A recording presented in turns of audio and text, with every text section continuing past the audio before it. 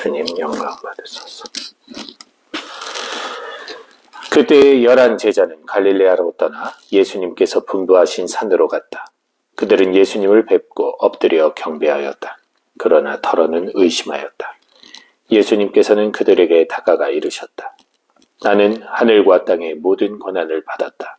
그러므로 너희는 가서 모든 민족들을 제자로 삼아 아버지와 아들과 성령의 이름으로 세례를 주고 내가 너희에게 명령한 모든 것을 가르쳐 지키게 하여라.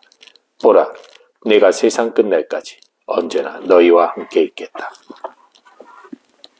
주님의 말씀입니다. 그리스도님 참여합니다. 평화를 빕니다. 영상을 시청하시는 우리 구독자분들께도 주님의 사랑과 은총과 자비가 가득한 나날들이 되시기를 기원합니다. 오늘 저희 공동체 형제들은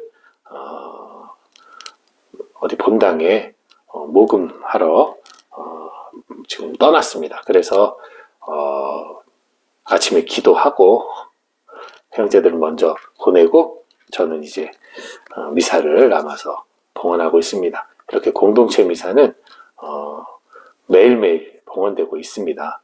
그래서 모든 분들이 공동체 수도회 미사지향을 할 때 어디 가 있지 않고 수도회에서 이렇게 매일 미사가 봉헌된다는 거 늘 기억해 주시길 바랍니다. 또 그리고 오랜만에 이렇게 구독자 여러분들께 제가 혼자 미사를 봉헌하는 관계로 이렇게 강론 시간에 여러분과 이야기를 또 나눌 수 있게 돼서 또 주님께 감사드립니다. 오늘 민족들의 복음화를 기억하는 또 미사를 봉헌하는데요. 그래서 그런지 사실 이날 복음들이 마태오복음 마지막, 마르코복음 마지막, 루카복음 마지막, 모든 공간복음은 이 마지막 장의 부분을 다 이날의 복음으로 보여주고 있습니다. 그리고 그 마지막들이 다 주님께서 이제 제자들에게 승천하시면서 제자들에게 지상 과제, 남겨진 이들이 해야 할 숙제를 말씀을 하시고 하느님 품으로 돌아가시는 모습이 보여지는데요. 그것은 모두 공간복음의 똑같은 모양으로 나옵니다.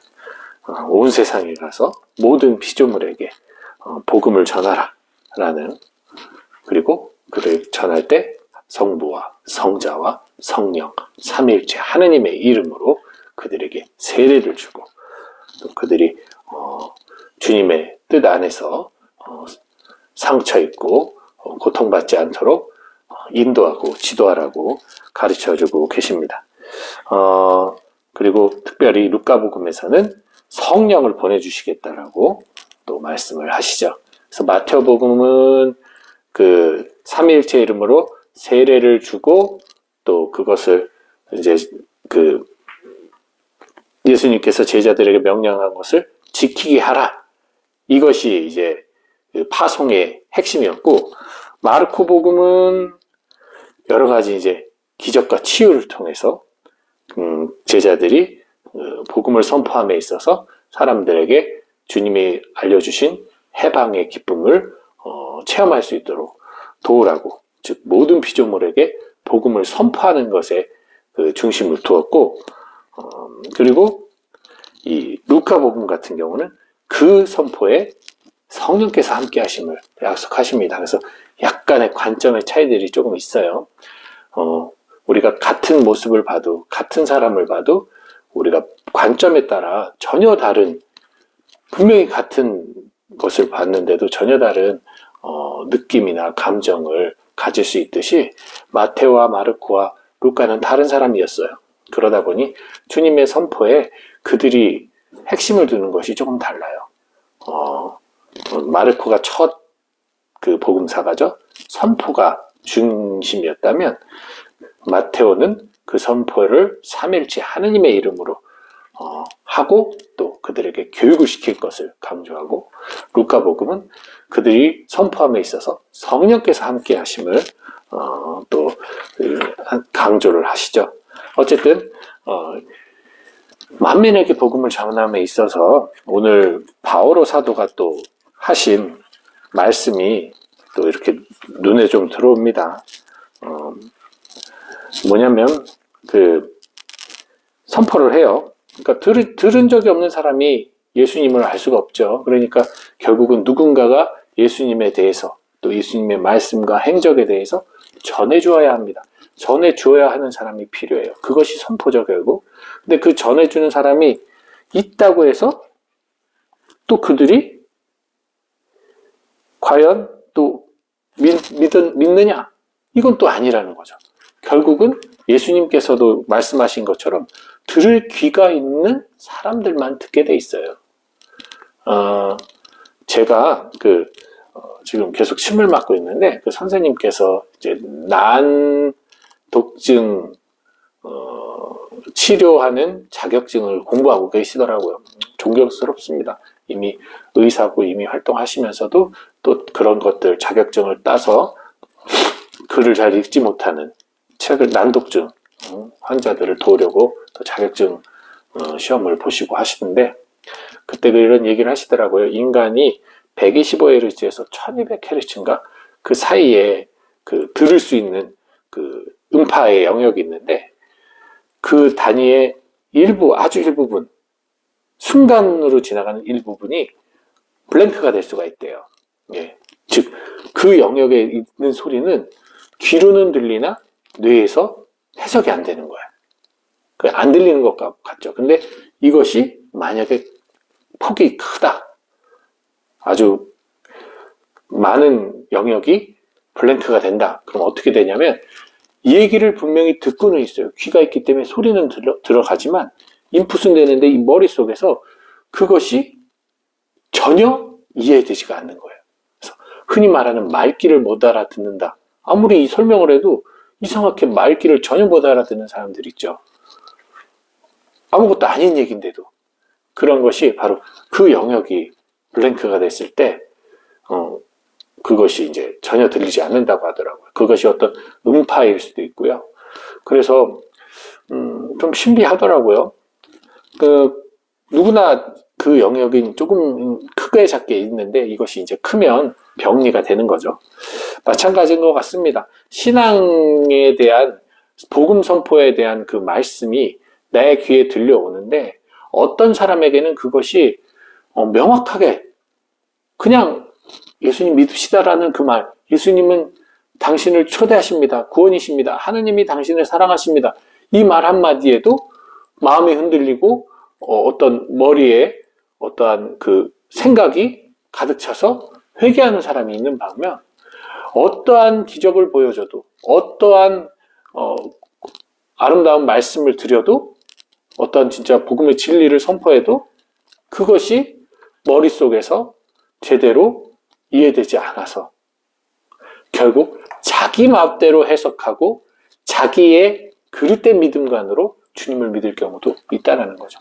그러니까 믿는다고 생각했는데 보통 고통의 시간이나 아니면 좀 환경이 어렵거나 아니면 어떤 실망스러운 일이 벌어졌을 때 쉽게 주님을 떠나고 성전을 떠나고 하느님을 잃어버리는 사람들, 이 사람들은 들어서 믿는 게 아니에요.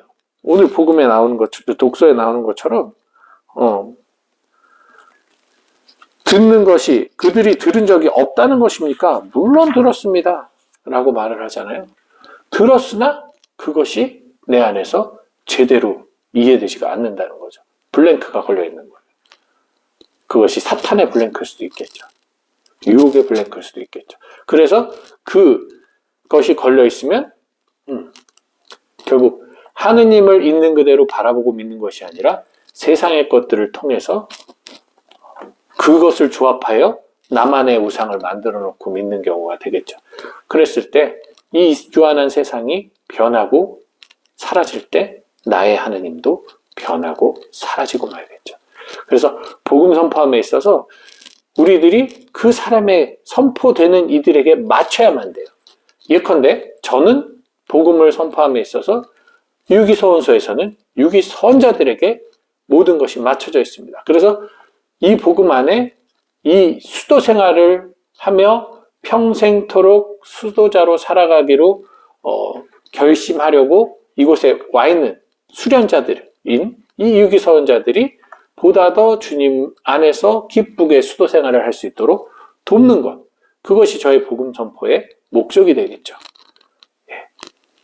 기본적인 바탕 안에 이들에게 필요한 복음을 선포합니다. 본당 신자들에게는 당연히 본당 신자들에게 맞는 선포를 하는 거죠. 그렇게 해야 되는 겁니다. 여기서 제가 본당 활동을 어떻게 합시다 이런 얘기를 할 일은 없잖아요. 그죠? 그리고 본당 신자들에게 수도 생활을 가르쳐서 수도 생활을 살아갑시다 하고 얘기할 이유는 없잖아요. 여러분 다 결혼하지 말고 혼자 사세요 할 수는 없잖아요. 거기에 맞는 색깔로 선포해야겠죠. 그리고 또 한 가지는 제가 전문가라서 선포하는 게 아니라는 거예요. 예수님의 제자들, 예수님에게 물론 3년간의 제자 교육을 받았습니다만 그 교육이 제대로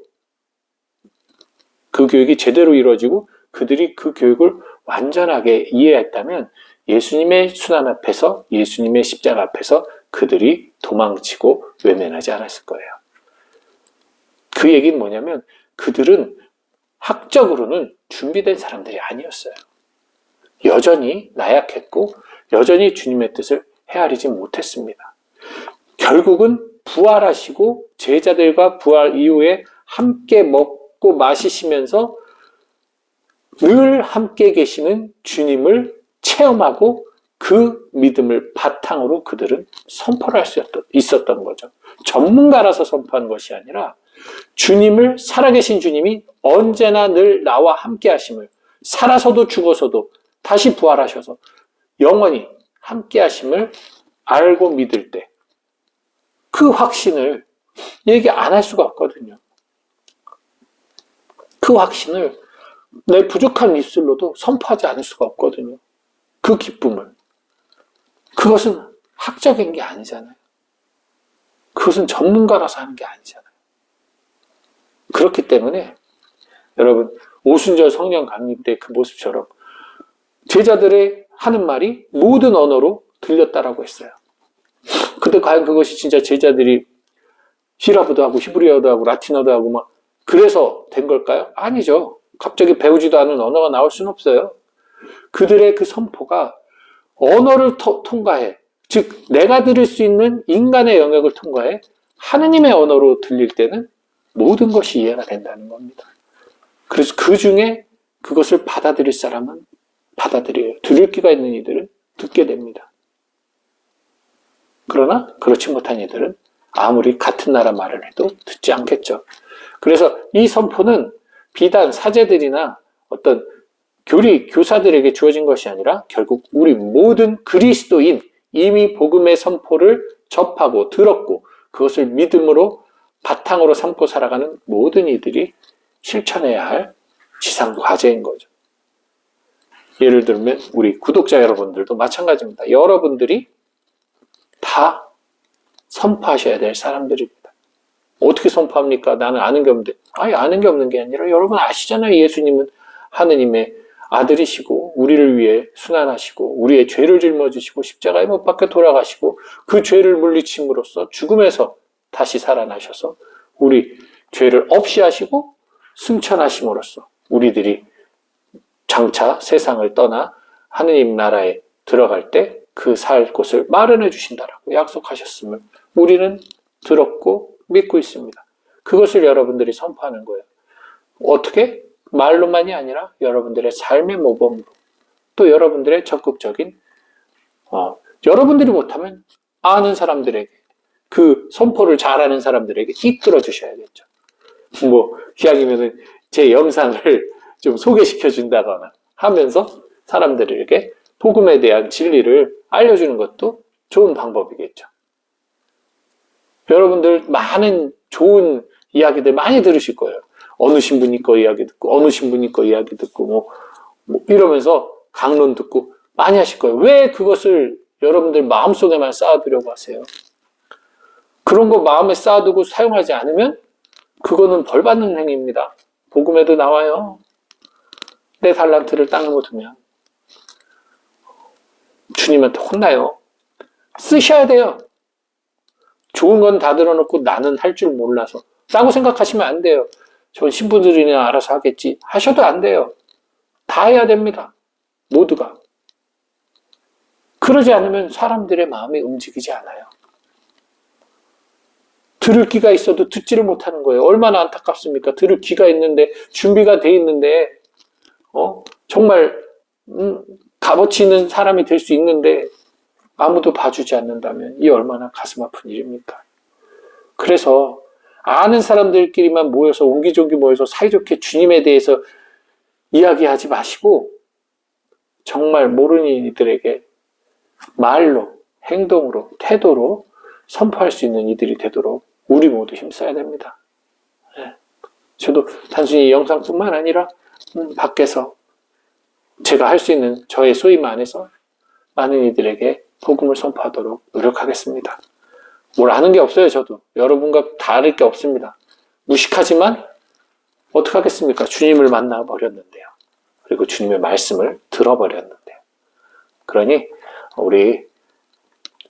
우리를 너무나 기쁘게 하시고 우리에게 감사의 마음을 갖게 하시며 또 우리에게 하루를 살아갈 힘을 주신 주님을 이웃들에게 알려주고 그들과 함께 주님을 만나 함께 기뻐하는 삶을 살아가도록 우리 하루하루에 많은 시간 선포하는 이가 되도록 노력합시다. 주님 평화.